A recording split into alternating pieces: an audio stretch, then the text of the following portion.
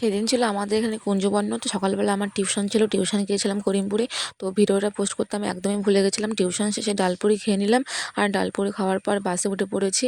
আর সেদিন আমার একটা ফ্রেমও ডেলিভারি করা ছিল, তো সেটাই দিয়ে দিয়েছি। আর এই ভিডিওটা আমাকে পিয়ালি পাঠিয়েছিল, তো বাড়ি এসে স্নান টান করে খেয়ে মন্দিরে চলে গেছিলাম। বর্ণের গান শেষ হওয়ার পর যে প্রসাদটা দেয়, মানে চিড়ে প্রসাদ, এই প্রসাদটা খেতে আমার যা ভালো লাগে মানে বলার মতো না।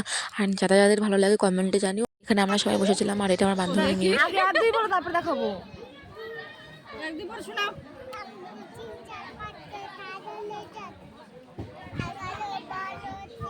সেই দুপুরবেলা থেকে সন্ধ্যা পর্যন্ত মন্দিরে বসেছিলাম, লুডো খেলছিলাম। তারপরে আমরা প্রথম ব্যাচে খেতে বসে যাই।